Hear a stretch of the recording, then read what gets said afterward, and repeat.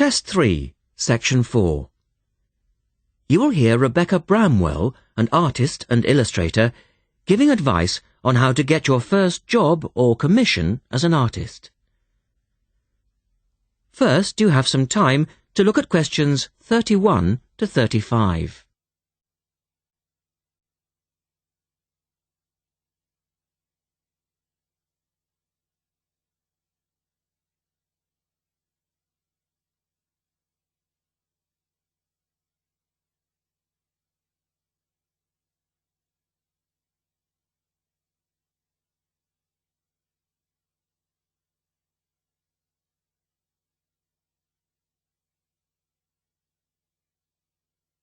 Now listen carefully and answer questions 31 to 35.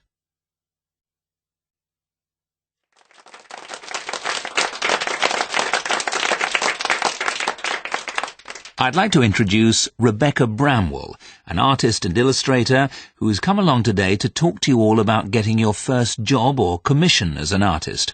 Over to you, Rebecca. Thank you for inviting me. I remember when I graduated back in 1983, I was very excited about getting my first commission. My degree was in fine art, and I'd worked long and hard to get it.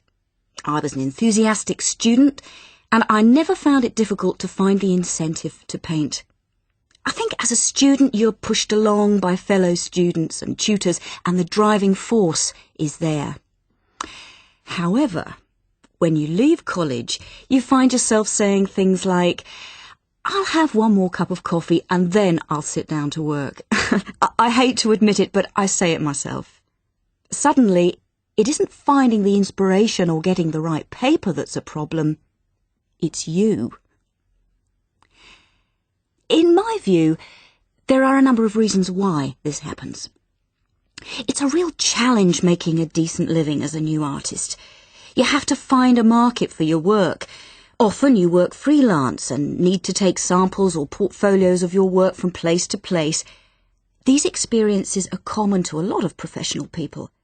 But artists also have to bare their souls to the world, in a way. More than anything, they want praise. If people don't like what they create, then it can be a very emotional and upsetting experience hearing them say this. I began to realise that these problems were preventing me from having a career in art, and so I decided to experiment. I was a painter, but I started to dabble in illustration, drawing pictures for books, cards, and this offered me the opportunity to become more emotionally detached from my work. I was no longer producing images from the heart, but developing images for a specified subject, taking a more practical approach. I began to develop a collection of my illustrations, which I put into a portfolio and started to carry around with me to show prospective clients and employers. But it was still tricky because publishers, for example, want to know that your drawings will reproduce well in a book. But without having had any work published, it's hard to prove this. Having a wonderful portfolio or a collection of original artwork is, of course, a first step. But what most potential clients would like to see is printed artwork, and without this evidence, they tend to hold back still when it comes to offering a contract. Look at questions 36 to 40.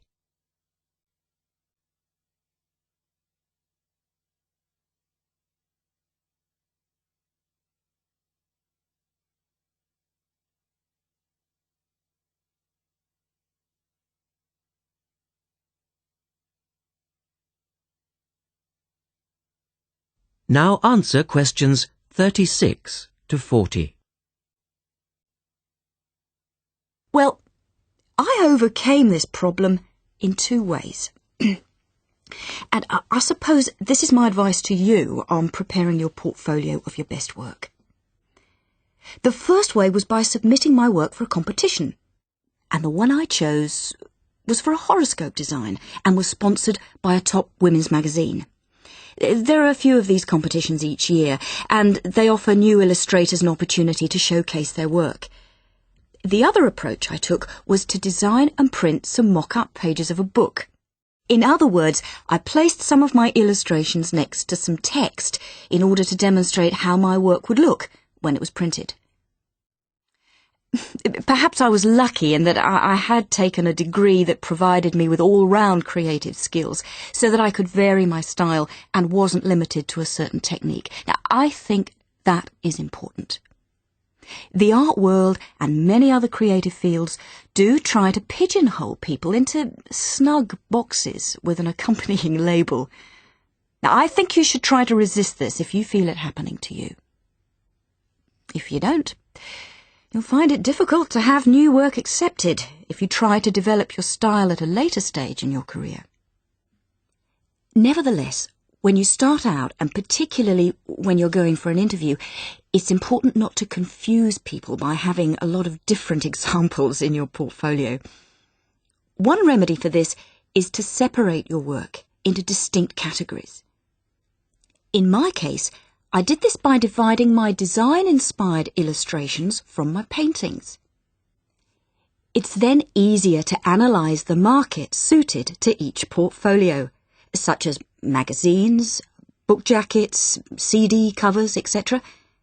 Working under two names is also useful, as it clarifies the different approaches and offers a distinction between them. I think it's been hard for artists to be recognised in anything other than the pigeonholes that they've been placed in. But luckily, these barriers are slowly being demolished. So I really do wish you all the very...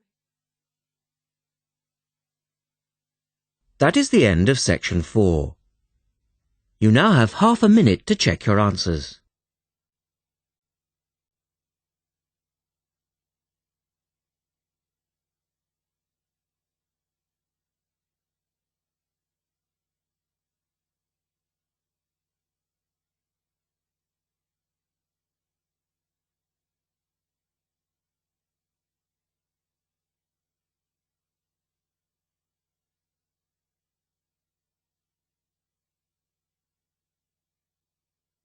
That is the end of the listening test. At the end of the real test, you will have 10 minutes to transfer your answers to the listening answer sheet.